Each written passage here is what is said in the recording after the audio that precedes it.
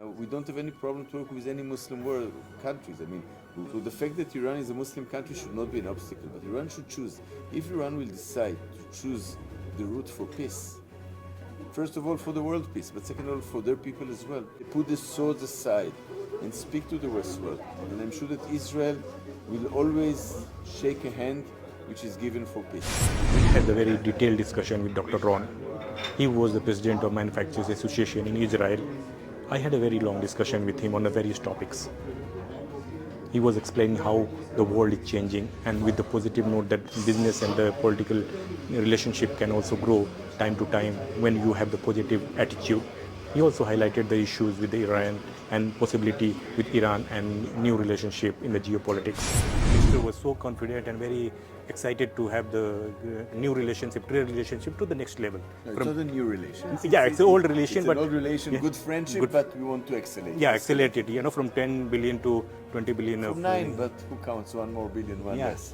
So I want to hear from you because you are into the business and other relations. So how do you see? Because where the Indian representative from Airtel, he was telling that Israeli business are not that much confident to invest here. What are the reasons? Is that true? Usually Israelis are a bit suspicious about investing in countries when they're not really familiar with the system, with the government system, public system, the judicial system, etc.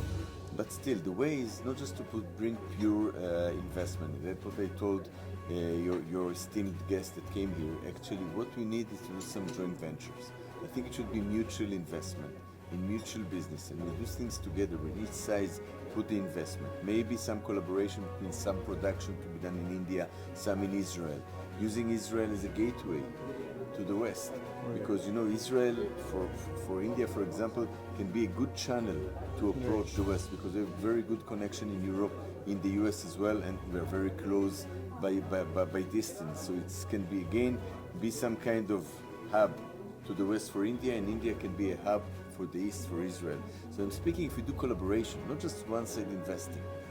True collaboration, businessmen from here and businessmen from Israel, this would succeed. The last evening that India, US, Saudi Arabia and UAE, they are having the different meetings and all, and you are already very good partner with UAE, in different terms, UAE. So how do you see this kind of 4 groups like I2U2 is already there? This another 4 countries groups are emerging. So we look forward to do the I2U2S. Okay. For Saudi. Saudi, okay. But again, normalization between Israel and Saudi should come. It will definitely come. I cannot give you the timeline, it should definitely come. But until it comes, I would say that first of all, the joint venture between the 4 countries, the 2 U's and the 2 I's can bring a lot of synergism together. Because it can be joint investment, joint knowledge, joint technology, and I think we can be one of the strongest commercial hub in the world with that. And this is a vision that we all share. So how do you see the FTA? Well, FTA takes time. I don't know, again, it's something to do with politics as well. We're speaking about FTA with India for a long time. We try to expedite it. I hope, and what I hear, our Prime Minister Netanyahu should visit India in the near future. I have a speculation about the date, but I leave it to him to announce. I was going to ask the same question. I will leave it to him to announce, and maybe by him coming, and it's not in the far future, in the near future, till then we can actually escalate and make the FTA ready for signing that visit. Again, this is for him with the Indian government to decide, but we will push for that. So we see that these all meetings are happening at the when there are lots of tension due to Ukraine and Russia war, and lots of things are like this is not the only reason, but there is a lot of threats in the world. Yeah, threats about stability, right. The wars, not just Russia, Ukraine, there is China and the Chinese Sea with Taiwan, and there is some other conflicts that are rising now. But more than this, we have a world economy which is shrinking. We know that 2023 will be a tougher year than 2022, and 2024 might be even more tough. So we need to do some extra efforts to rent new businesses. In such collaboration, FTAs definitely with countries which are friends, Israel and India, definitely I'm sure can bring benefit and at least cover for some of the economic losses that all will experience because of the shrinking of the world economy in the next 12 to 18 months. And Israel is known for the ag tech. for many things. Many things. Ag Yeah, tech, yeah. water tech, Yeah. food tech, as well as for the high-tech for itself, from hardware to software to AI to cyber. We have a lot of things to do, and of course our defense products. Coming to that, that where the agricultural sector, most of the Indians, especially in the rural India, they're dependent on that. And they don't have that much paying capacity or affordability of such kind of technology, which is costly and expensive. So that, of course, we need the India government to invest as well, because as you understand, it might not have the monetary benefit to invest in that. But we'll see what happened to our climate. Climate is changing, and agriculture will suffer because the great diversity between very hot summers and storms in the winter, at least in the west part of the world. In India, maybe the time zone and the time seasons are a bit different. But this extreme weather, again, needs to have some other solutions. Definitely for water, and as I say, water tech we are very much advancing, and some other technology in agriculture when you can actually get much more products for much less ground, soil. And if you can manage that, first of all, it will allow the cost for Indian products, it will make them better, and it will give much more product that the very fast-growing population of India will need. So there is a lot of benefit in all of those different parts, and I'm sure that this will, again, enhance the collaboration. Not because it should be anyhow, but it must be now. Yeah, so one very little bit away from this topic, one question I have. Saudi Arabia is having good relation with this, all things. Arab countries are coming together, Bahrain, Morocco and all. Yeah. Is that possibility that Iran will also join this wagon? Well, I do believe that the world should be much more peaceful than it is now. It's tough with Iran. It's tough with Iran because, first of all, Iran took some kind of more radical religious view, I would say. And I do believe that as in this, I think it was the 70s or the 60s, when the Shah was in Iran and Israel and Iran was in a very good collaboration. Now, we don't have any problem to work with any Muslim world countries. I mean, we work with UAE very good.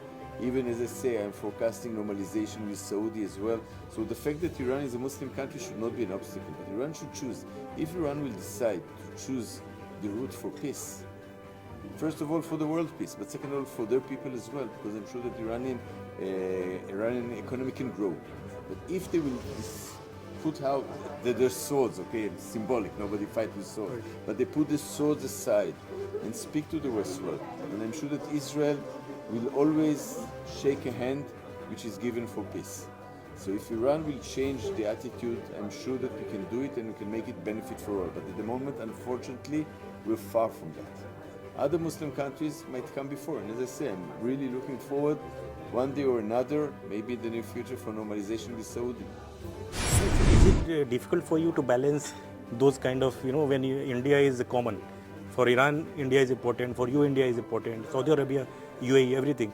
And it's like something like, you go to the common friend, but you find that very extreme. The Middle East and Asia further on is a very diversified, unique surrounding. And if the fact that Israel survived and gets stronger over the last 75 years, again, so old, because we're a small country. Right. We're about 9 million people. I mean, in India term, 9 people is almost negligible when compared to the size. So this 9 million people been able to grow their country, to have a strong army, to have a strong economy, to produce knowledge, to produce innovation, meaning that we can adjust to any surrounding.